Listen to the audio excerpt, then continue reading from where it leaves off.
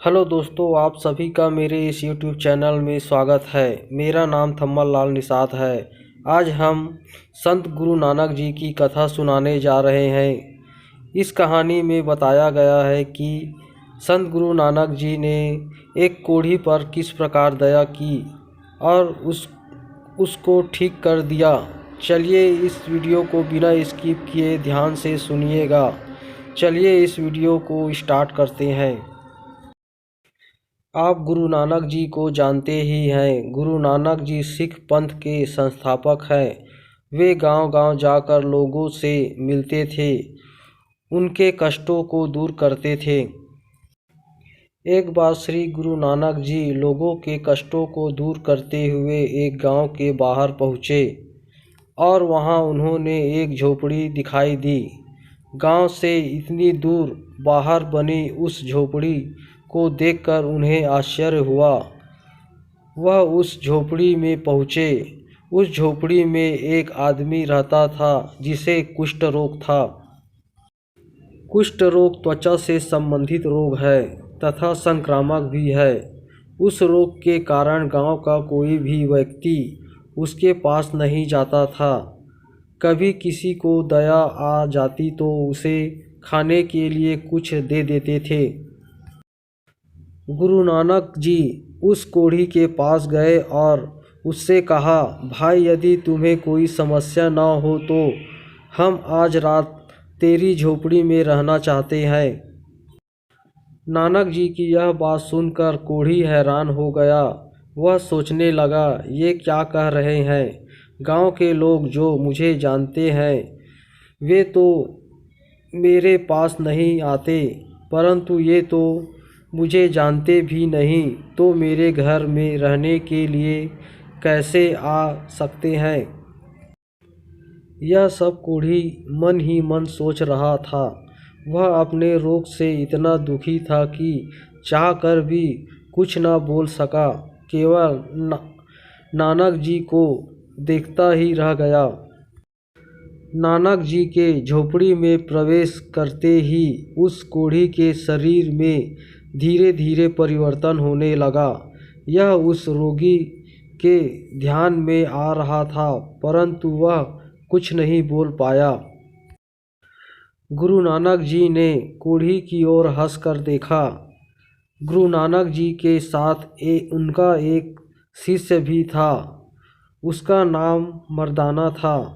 गुरुदेव ने उससे रबाब बजाने को कहा और ऐसा कहकर वह उस झोपड़ी में बैठकर कीर्तन करने लगे।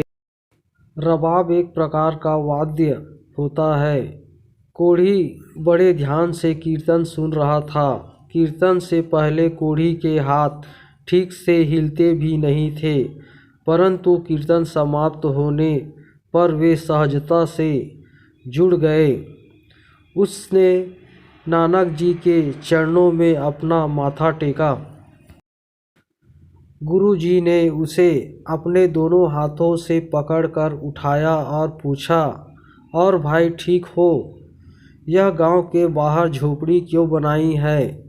कोढ़ी की आंखें भर आई। उसने कहा, मैं बहुत दुर्भाग्यशाली हूँ। मुझे कुष्ठ रोग हो गया है। मुझसे कोई बात नहीं करता। मेरे घर वालों ने भी मुझे घर से निकाल दिया है। मैं नीच हूँ, इसलिए कोई भी मेरे पास नहीं आता।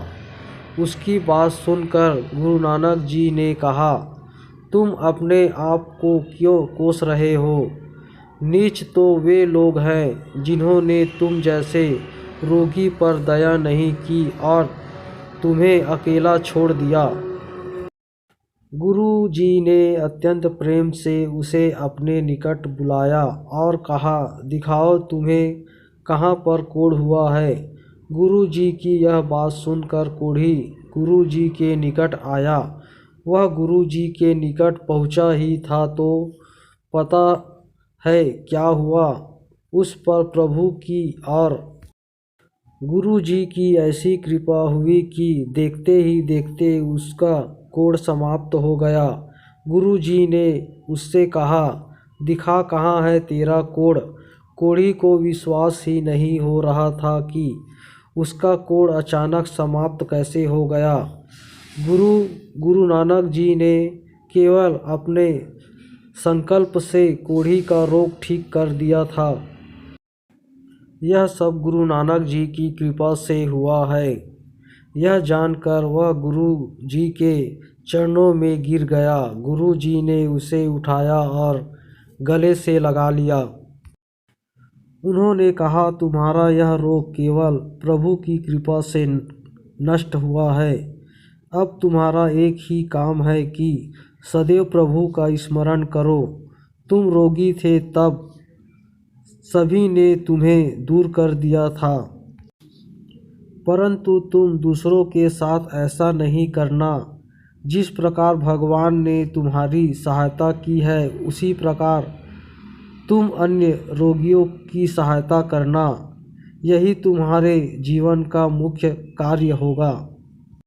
गुरु नानक जी की बात सुनकर वह आनंदित हो गया और उसने नानक जी के चरण पकड़कर उनकी कृतज्ञता व्यक्त की।